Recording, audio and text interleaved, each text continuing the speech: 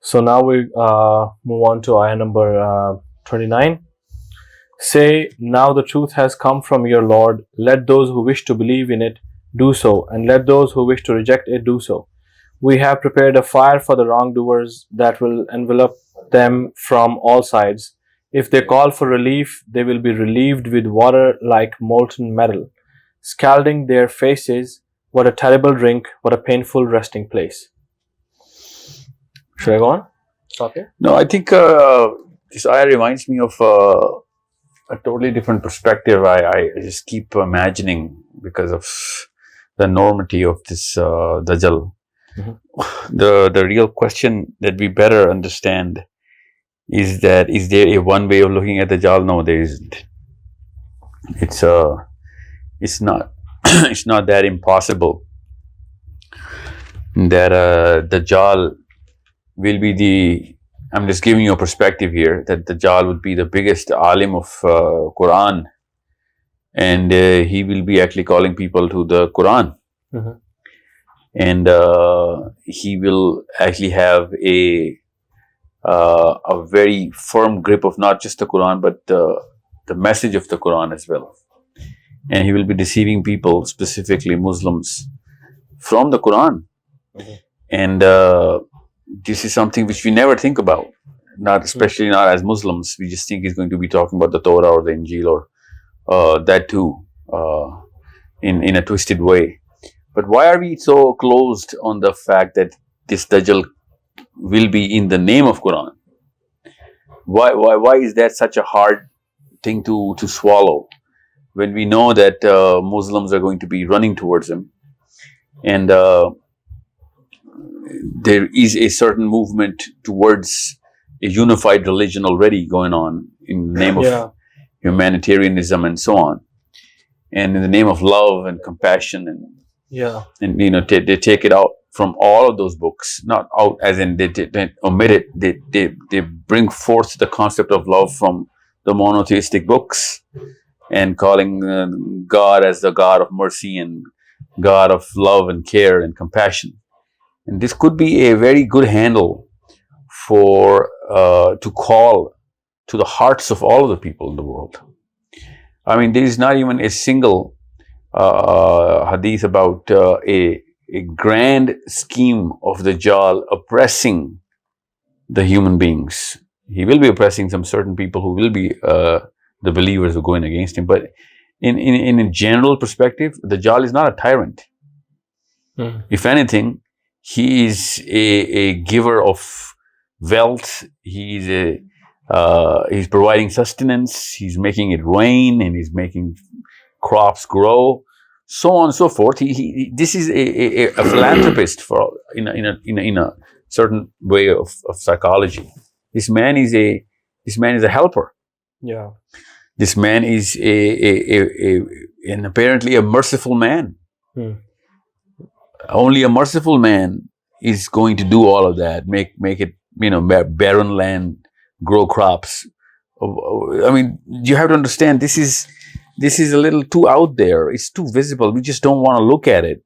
Otherwise, everything is pointing towards that psychology of the human being at that time. And that psychology has to be looked into of the regular believers of Dajjal. Those believers, I mean, it's too far-fetched to believe that the majority of the planet is running towards a tyrant. It has never happened. Yeah. Why would that all of a sudden change the psychology of the human beings? And if it did, then this is not the message for him. The Quran is the message for the regular human being. So that means the psychology of the human being is never going to change, because the Quran is actually addressing that psychology. Yeah. So why are we actually assuming that Dajjal is going to go against the psychology of the human being? So if he has to be the greatest Dajjal ever, then it should be really factored into account that Dajjal is going to use the Quran. Literally. And there are already like many versions of the Quran people have presented where they have taken out certain surahs and certain chapters. And then they say that like now this is better, you know. Even if they don't omit it, they actually subside those ayahs. Yeah. Even current ulamas are saying that certain ayahs were just for the Prophet ﷺ. Yeah. Certain ayahs were for the certain time. Yeah. And so on. Without naming anybody, it's a general demand of the current human psychology, that the Quran does not fit the current norms of the way we want things. And this is a very big door that we're trying to open here. Instead of us tuning our psychology towards the Quran, we want the Quran to change its psychology towards us. And this is something which could very well be the handle of the Dajjal to utilize this. I'm not saying it is, because if I can think about it, the Dajjal is going to supersede that thought process as well. But that's our job as Muslims, to actually try and put as many options on the table. And that's our duty. I mean, I know I won't be able to pinpoint the exact mechanism of the Dajjal is going to be, otherwise it's not a Dajjal. However, us unveiling all of those algorithms that lead towards a certain thought process is going to delay the Dajjal's coming. Because if somebody is like me talking about this, that means some people will be listening and some people will be actually tuning the psychology again, and that's one person less from his army. Yeah. So again, not going into the philosophy of this, but this is something which is a little too obvious for any sensible man to think that why is Dajjal not addressing 3 billion people's book, and by that time maybe 5 billion, the Muslims. I'm talking about the Quran here, and this is why. And again, even the Bible, the whole book is filled with the documentation of Antichrist. So this is not at all. I mean, this should be on the table all the time. That the Dajjal is reciting the ayahs of Quran and actually telling them, because whenever I read this ayah, I'm thinking, is this something which the Dajjal is going to be saying, that this is that murky oil? Do you want to drink from this, even though I'm giving you the water from Kausar, or even better, the real water of Jannah? And this is what the Prophet himself said, that his hell will be carrying 2 rivers. One is the river of fire, and one is the river of water, sweet. Heaven of his hand will be the hell, and his hell will be heaven. So the very concept of him trying to persuade the Muslims to the Quran should be in a part of our arsenal, a psychological arsenal, that yes, I expect this, and I have to be really close to the actual people who are the scholars of the Quran, who actually are preparing for a certain system of dawah, so that this sort of event gets as delayed as possible, or whatever we can do.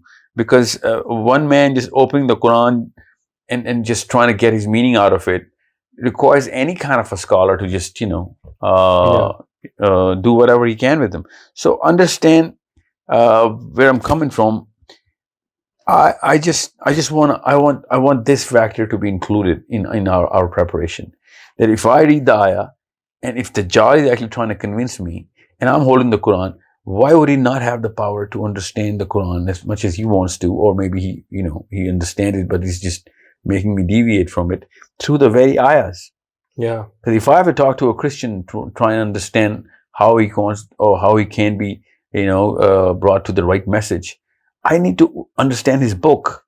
I can't just give a Quran to a Christian and say, hey, this is how you should look at the message. Yeah. I need to give him through his own book of why. His own book. Yeah. To convince him. Yeah. So why wouldn't Dajjal be doing that? Yeah. Why will Dajjal be so blatantly against the Quran and still have all the people, going towards his message?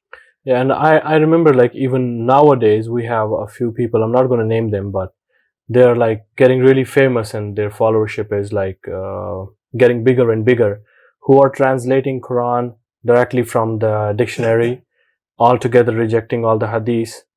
And then they say that the book is revealed to us, for human beings, so we are to interpret it. And if you listen to their interpretation, it's completely different than how the Muslim Ummah or our scholars understand. So he he changes who the Bani Israel really are. He even changes the meaning of who the people are, those that are rewarded by Allah, and those that got the punishment from Allah. He changes the meanings. He even changes the meaning of the Kaaba or its placement on the earth and everything. And he's got a big, massive followership now. So if you listen to his Quran, so he's the same Quran, and he's like well versed. He has a very firm grip on complete Quran from his memory. And if you listen to his Quran, it's completely a different thing. So if another man more intelligent than him will come, of course, they can put whatever meaning they want to. Yeah, I mean, it has to be part of his trick. It has to be, and otherwise it's not possible. See, when the Prophet ﷺ said that in his dream that he's mirroring Isa alayhi salam, and of course Isa alayhi salam is going to be narrating the Quran to us. Yeah. So why wouldn't Dajjal be narrating the Quran to us? If the Prophet ﷺ says your Lord is now one-eyed, that means he's actually going to claim to be the Lord. Yeah. And no Muslim can actually believe a Lord without the Quran. Probably he's going to be the first one to say that your Lord is not the one-eyed. Maybe he's going to start with that. Whatever we know is something which he's going to utilize, not something which we already counter. Yeah. Whatever we actually agree upon is something which he's going to start. This is his first step. Okay. So indeed, those who have believed and done righteous deeds, indeed, we will not allow to be lost the reward of any who did well in deeds. Yeah. So this is his claim against Allah's claim here. Literally the same claim. See, because this is the same argument anyone who's going to be claiming God is going to say. Wow. Yeah. You know what I'm saying? Because I remember this minister of Balochistan, that lady. Mm-hmm. And we better narrate this. She said that my father and my grandfather and my uncle, my father's brothers, all were alim of Quran and the top ulama at that time. But at that time there was a plague in Balochistan. And I mean, she's still alive right now, this minister. I think Zubaida or someone, I don't remember her name. And she said that, and they were told to be quarantined. And then the Qadianis came in and they said, if you convert to Qadianism, there's not going to be a plague that's going to hurt you, because that's something which we can actually prove to you. And she said all 4 of them converted to Qadianism, and all 4 of them died from that plague, in that very plague. Wow. See, now when I heard this, I'm like, okay, hold on. Where is this promise coming from? And how come people believe in the promise? Because people want to believe in some promise. Some promise, some hope, yeah. So if there is hopelessness, anybody who's going to be giving him hope, and this is the ayah, which is ayah number 30. Yeah. Which say, indeed, those who have believed and done righteous deeds, indeed, we will not allow to be those deeds to be lost. Yeah. So this is something which is hope. Yeah. This is exactly what the previous ayah is saying as well. So first, the hadith says the land will go barren. There will be no rains. Famine and will prevail on the planet. People will be helpless. This corona has actually shaken up most of the world. Yeah. Imagine if there's no, agriculture. Yeah. All of a sudden, people will be dying, and this guy is going to be coming and giving them life, like Isa alayhi salam. Yeah. And then, why wouldn't people be actually jumping towards his religion? Yeah. Those will have gardens of perpetual residence. Wait, I'm going to read it from Abdul Halim. They will have gardens of lasting bliss graced with flowing streams. There they will be adorned with bracelets of gold. There they will wear green garments of fine silk and brocade. There they will be comfortably seated on soft chairs. What a blessed reward. What a pleasant resting place. Yep. Tell them the parable of 2 men. For one of them we made 2 gardens of grapevines, surrounded them with the date palms, and put cornfields in between.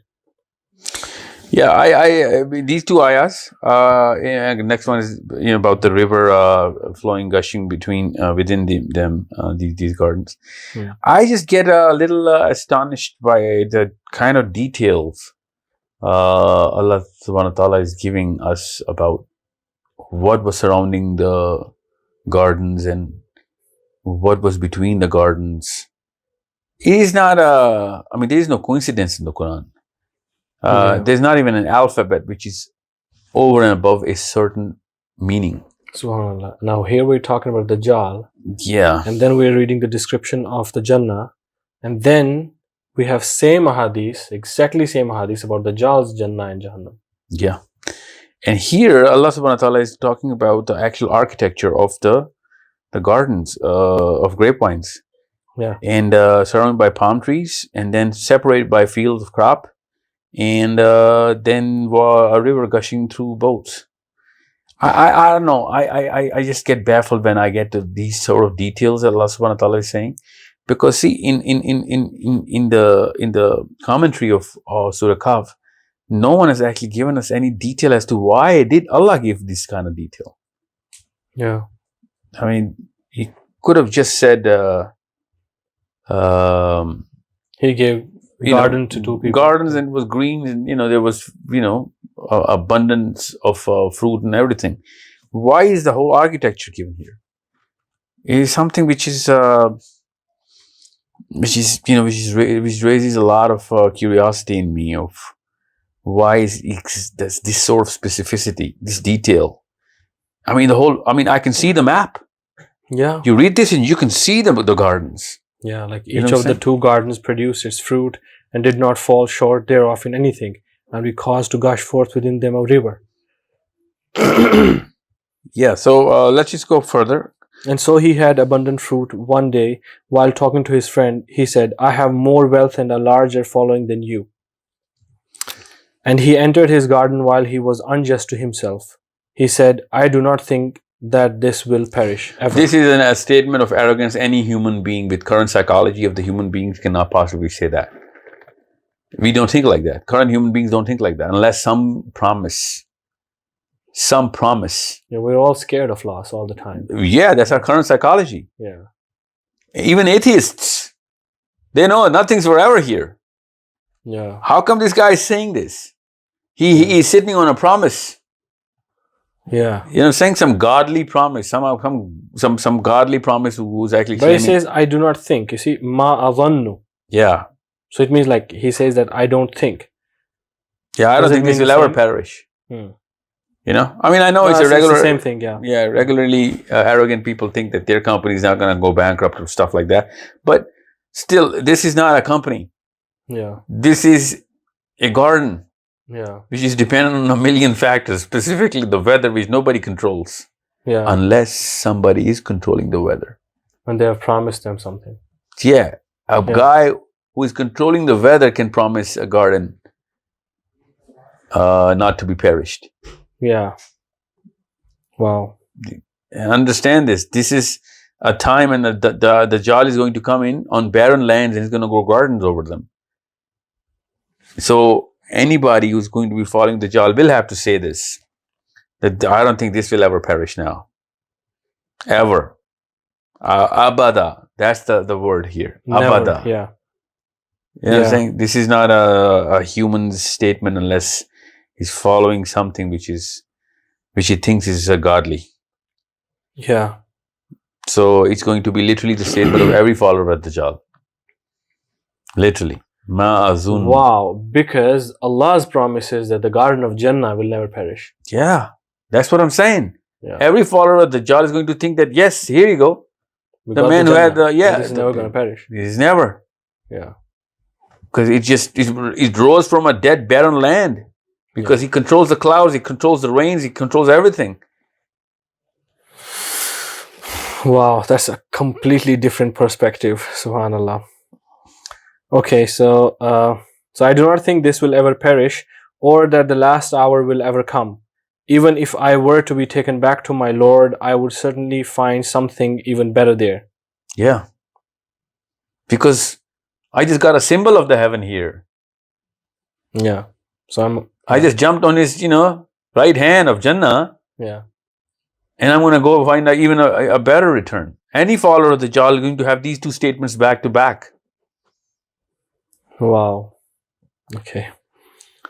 His companion retorted, Have you no faith in him who created you from dust, from a small drop of fluid, then shaped you into a man?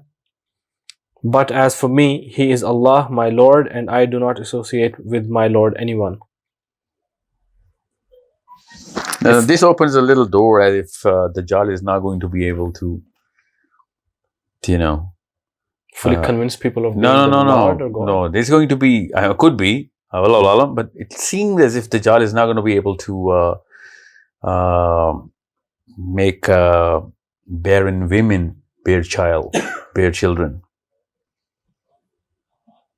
He's going to be able to do a lot of things. It seems as if he's not going to be able to do a certain thing, which is, specifically to Allah subhanahu wa ta'ala. And this might just be one of those things that the believers will actually be falling back on. That, why don't you? Because Ibrahim alayhi salam said to Nimrud, yeah, exactly, that if you can produce life, then why don't you make the sun come from the west? Yeah, if you're the God, why can't you? Yeah, and I practically believe that Nimrud was also doing this kind of stuff. Yeah, he was trying to raise from the dead, and even though the commentary says something else, because he just let go of a prisoner who was sentenced to death, he said, "I gave him life," but that's in the commentary. Yeah, you know what I'm saying? For all we know, he was doing something. So he gave him tested him through something that he knew Ibrahim alayhi salam that he can't do. Yeah, and this is another argument as to what believers can say to Dajjal, that what, you can do this, you can make it rain, okay, why don't you make the sun come from the west? Yeah.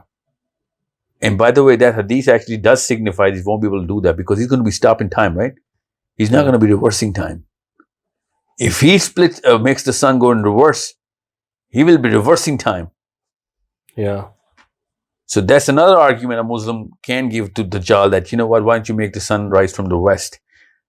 No, it does not necessarily reverse the time. It will only reverse the cycle of the day. Sun is rising from the west end. Yeah, but we have a certain lock on his time. His first day is going to be for a year, right? Yeah, but what I'm saying is, through the Quran, we can see of whoever has claimed to be God, or whatever God's arguments were, or maybe he can reverse it, maybe he can, and he's going to use that as an argument. See, Ibrahim said that Nimrod cannot do that. Look at me doing this, that's why I'm your Lord.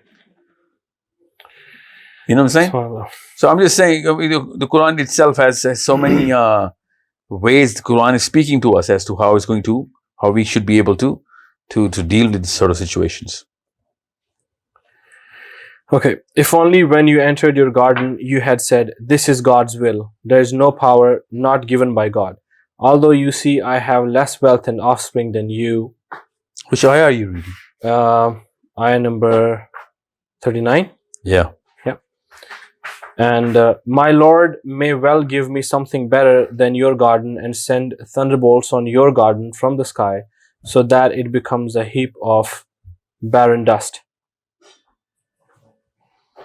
Yeah. Or its water may Since sink. It's an argument of a believer, so we're not going in detail. Yeah. Just a reminder for our friends watching this series, alhamdulillah, is that this is not the tafsir of the Quran. The tafsir of the Quran you could find, there are lots of tafsirs written. This is a psychological perspective of us, the Muslims in the time of Dajjal, through the Quran, inshallah. Okay, so, or its water may sink so deep into the ground that you will never be able to reach it again. And his fruits were encompassed by ruin, so he began to turn his hands about in dismay over what he had spent on it, while it had collapsed upon its trellises, and said, "Oh, I wish I had not associated with my Lord anyone." And there was for him no company to aid him other than Allah, nor could he defend himself. Since, of course, this is something which the man has learned a lesson, so it doesn't really hold any context to our session. So that's why we're just going through it, because inshallah. This is so ayah number 44. In that situation, the only protection is that of God, the true God. He gives the best rewards and the best outcome. And Here it ends, and I guess a new story starts. No. It's ayah number 45 now.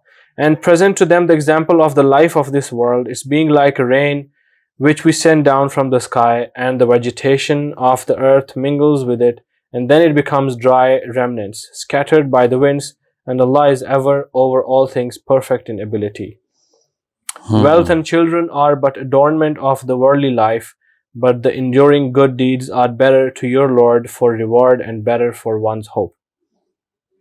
One day we shall make the mountains move, and you will see the earth as an open plain. We shall gather all people together, leaving no one.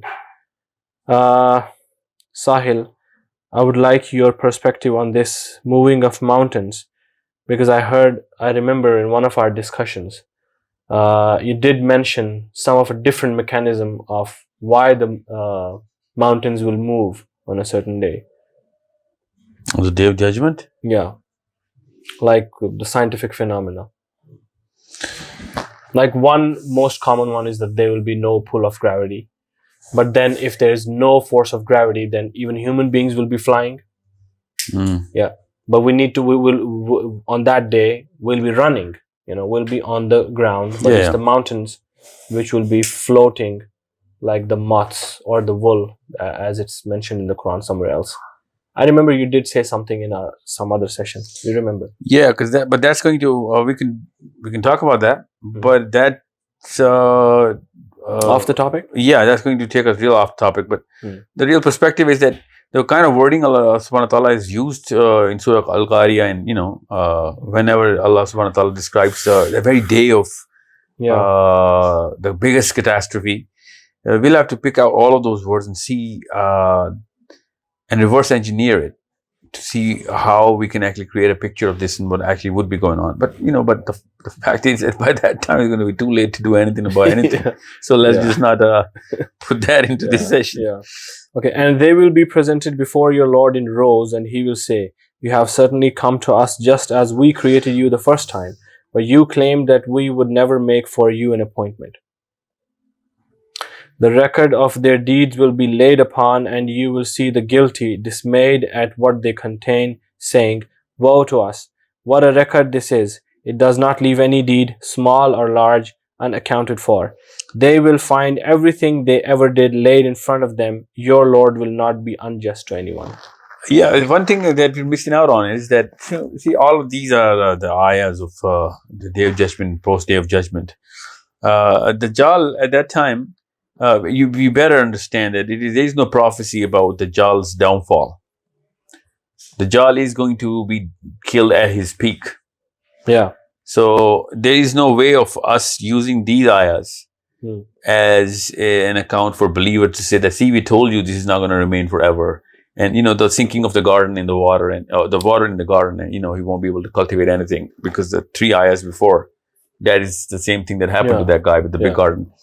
So, but the world's still gonna be like even after the Dajjal is killed, right? But no, there's no one gonna be. But there's no point of us talking about post Dajjal, because at that time Isa al-Islam is going to take care of the real sessions, not this session. So at the time of Dajjal, there will be. It doesn't seem as if people of Dajjal will have any regret. It doesn't seem as if that people of Dajjal will see the fall of Dajjal's traps and anything that the Dajjal will stay. The doings of Dajjal are not going to have any sort of side effects to the people of Dajjal. He will be killed while he's the king.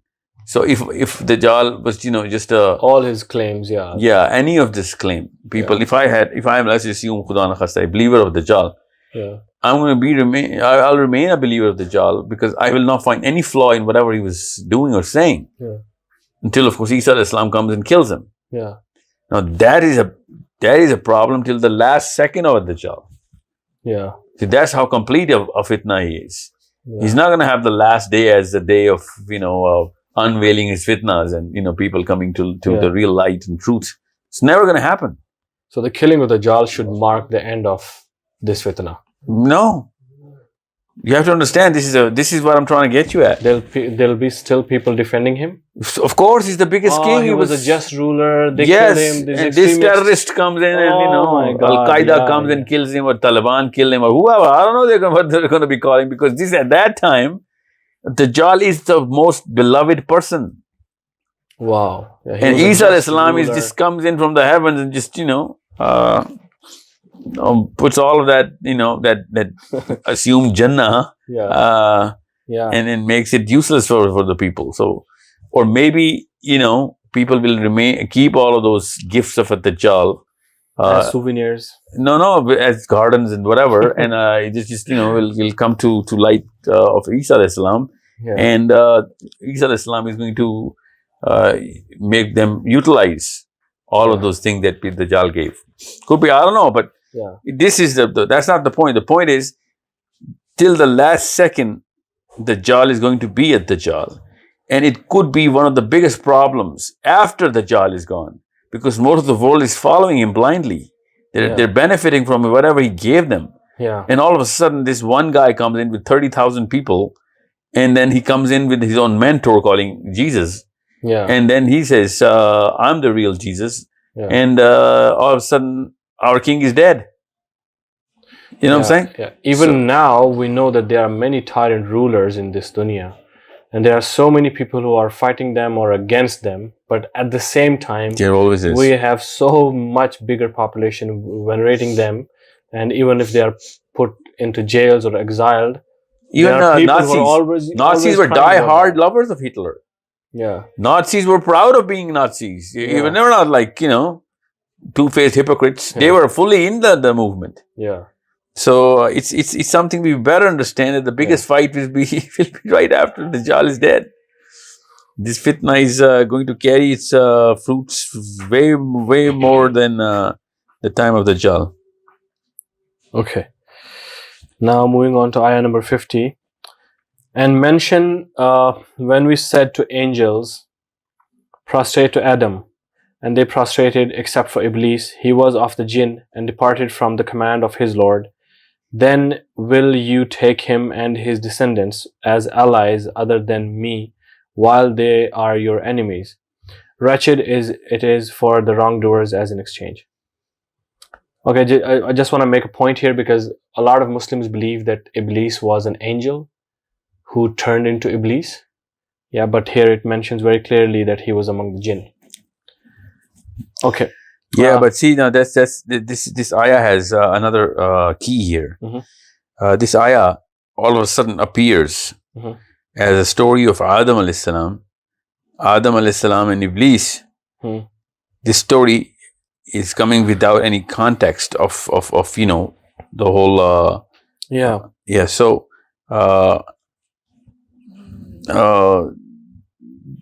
we should look into the fact that what kind of happenings were going on in detail at the time of the creation of Adam alayhi salam, and why would Iblis become do whatever he did, and what does that got to do with all of this, all of what we're talking about?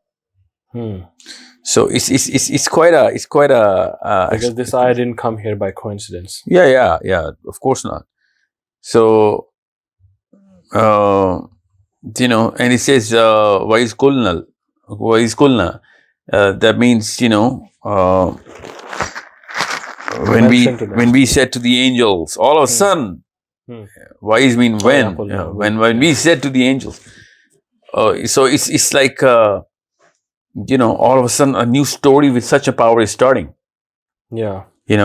So we should look into it. I'm going to connect it with the next ayah, and then I'm going to tell you what the details is. So go on. Okay. I did not make them witness to the creation of the heavens and the earth, or to the creation of themselves, and I would not have taken the misguiders as assistants. So this could be one of those angles where the whole world will be believing against whatever the creation of Adam alayhi salam was. More like evolution and everything. More like a new approach towards where the human beings came from, and a totally different spin on who created, how the human beings actually were created, and so on.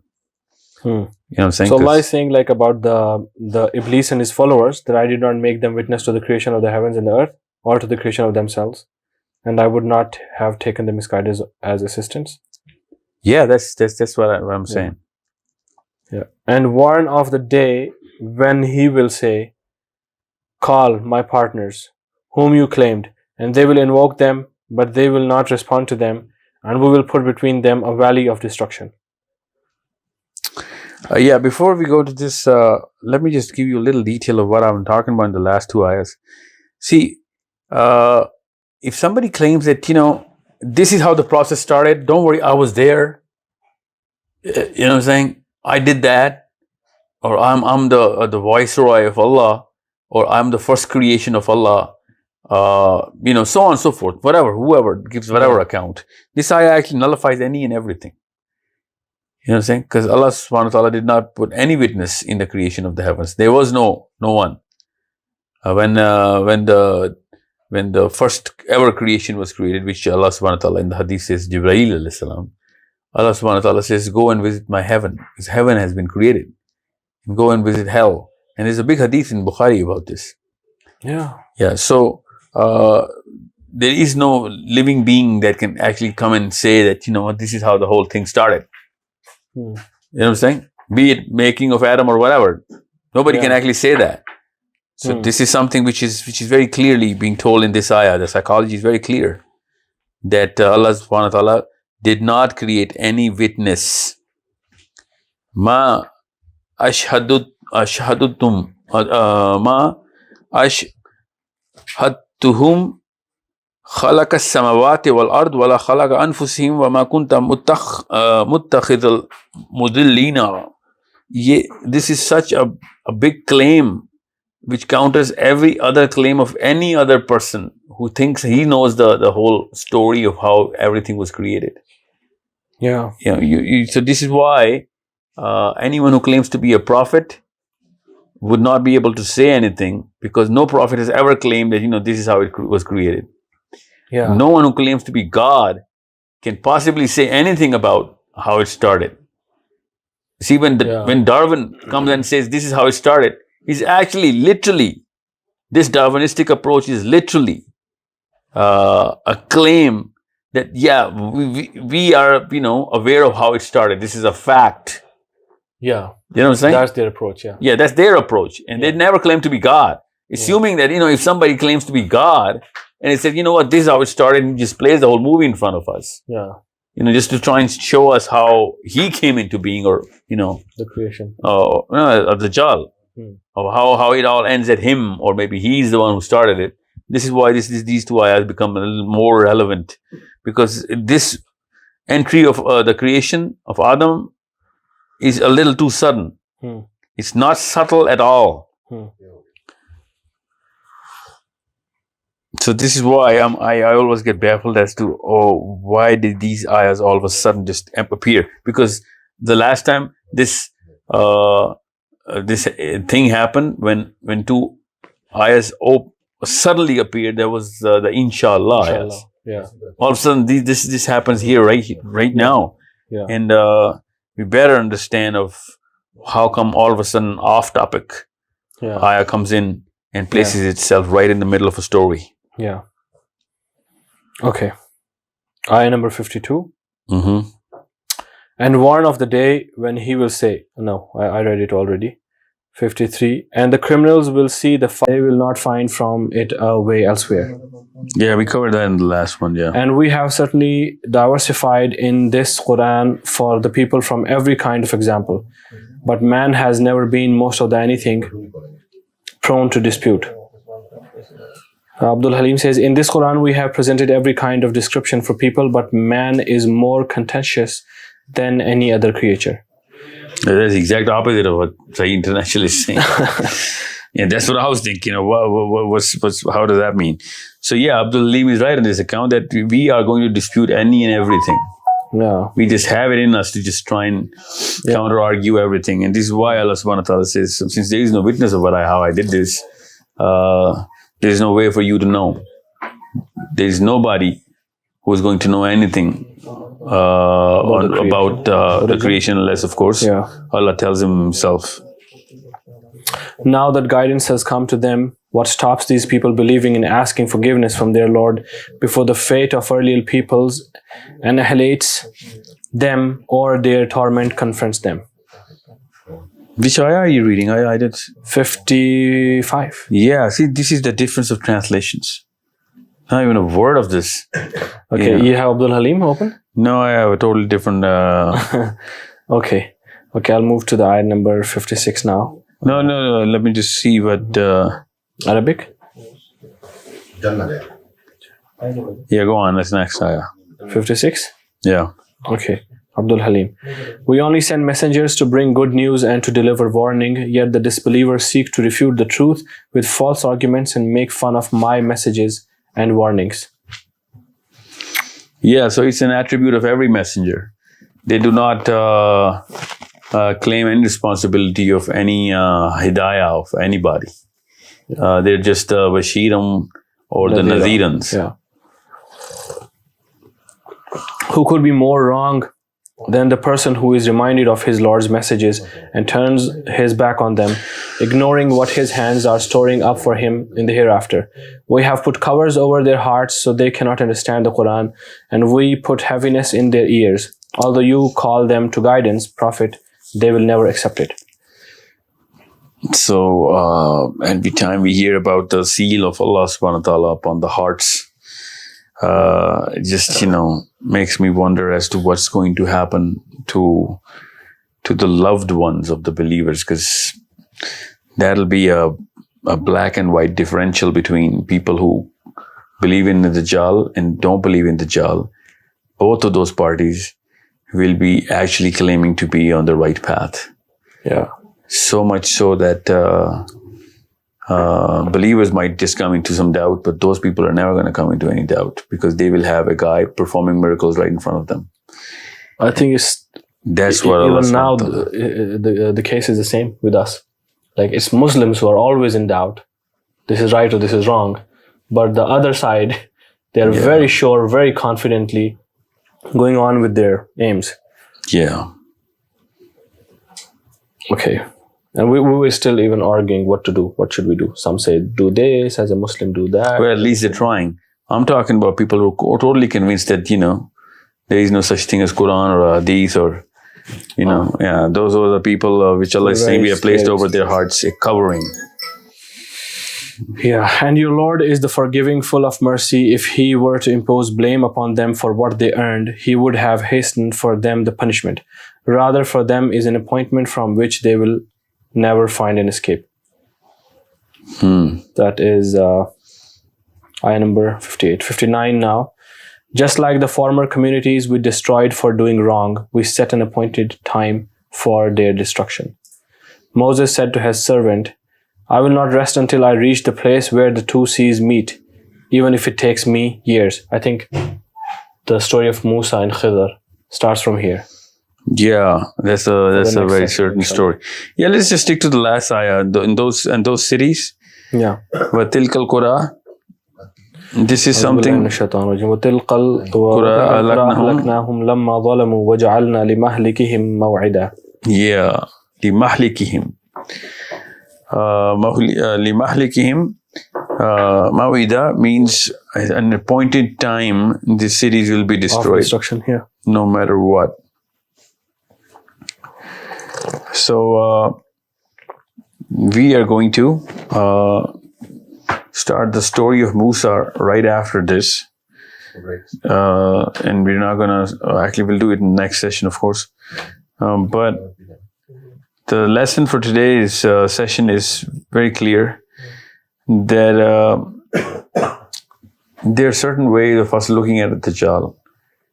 And the primary way is so black and white that I'm afraid that Dajjal is going to gray the hell out of everything And we think we're going to be actually thinking he's going to use blacks and whites, and that, do not read the Quran. Quran is not the book of God. I come up with a new book, or, I've reincarnated, restructured the whole message from all 3 books.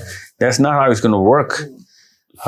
He will be using all of those books separately for all of those followers of those very books.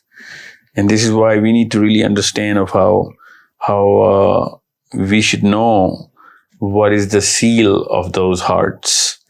And also what kind of avenues the deception is going to come from in terms of our understanding of the philosophy. The story of Adam keeps haunting me, this ayah, when I think about at that time of what kind of knowledge, what kind of arrogance would people have about, their belief as to how this whole source of creation and the end of the creation and, the hell and heaven concept will be polluted altogether. All of this is all hell and heaven, and from the gardens to the, to the next ayahs of how people will be actually believing that they are not only inside heaven, but will be going to heaven even if this perishes at some level as well. Because even if it doesn't perish, they will know that they will perish. So they will be going towards heaven. So this is something which is a lesson in these 10, maybe we did more than 10 actually. More than 10, yeah. So we didn't go in detail because it was just a basic psychological way of us to create a awareness of what kind of psychological. There's actually nothing more basic than these. Yeah. I mean, I just want you to all understand that there are so many things that are complicated and little confusing in terms of understanding and constructing our psychology in terms of how it started, or what is ghaib, what is beyond ghaib, and so on and so forth.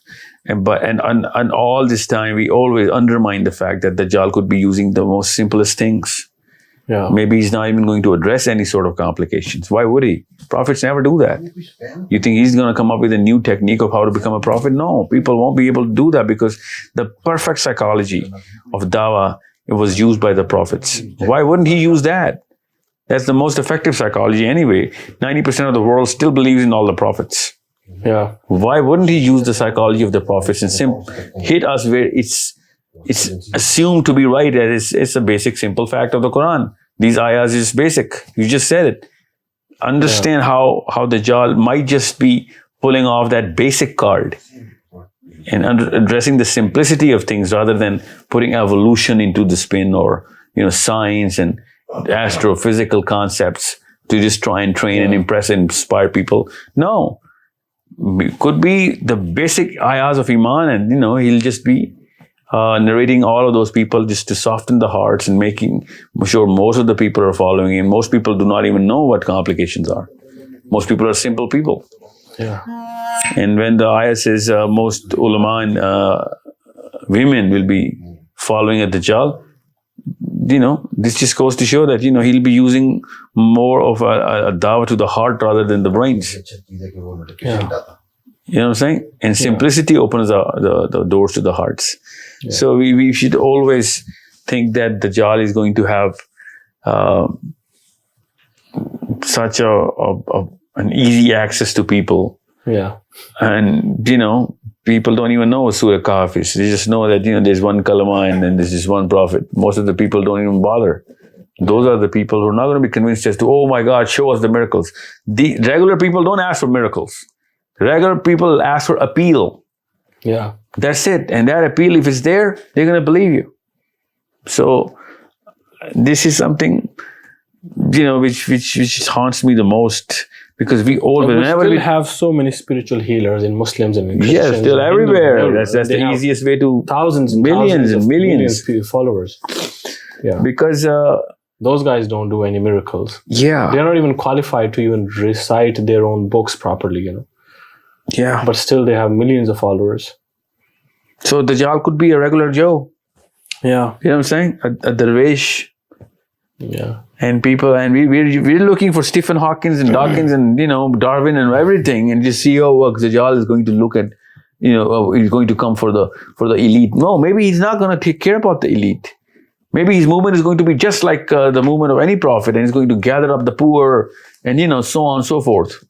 Yeah. I mean, this is the best way of deception, coming through the actual core of the righteousness. Yeah. So, as the Prophet said, in the time of fitan, even if you look into the fitan, you'll be catching that. The intensity of the fitan is going to be so much. Wow. Just researching about it is going to take you away and throw you right in the middle of the fitan.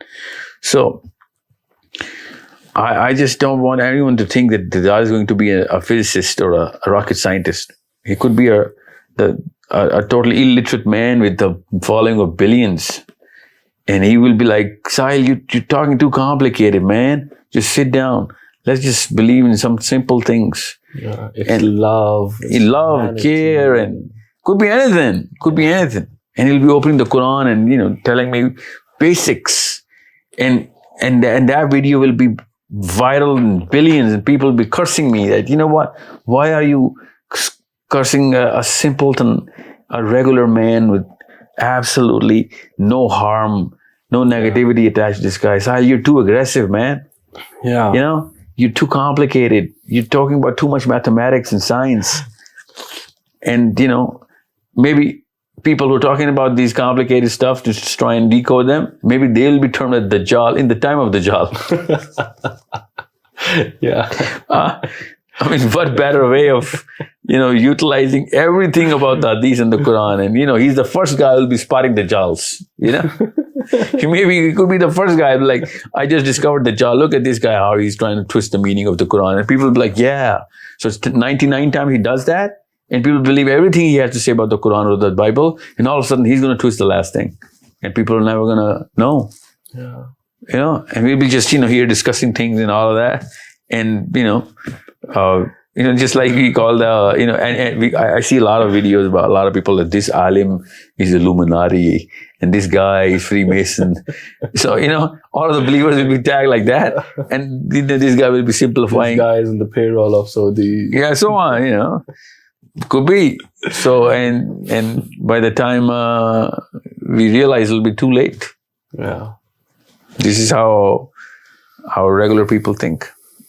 Jazakallah khair, Sahil, inshallah. Inshallah, the next session is the most important session. Yeah. Because the Musa story actually uncovers so much that I have a strong notion that the next story gives us the door from where he's going to come in and out. This is how important this next set of ayahs is, because Allah subhanahu wa ta'ala in this next session, in the next verses, literally describe the doorway towards two dimensions.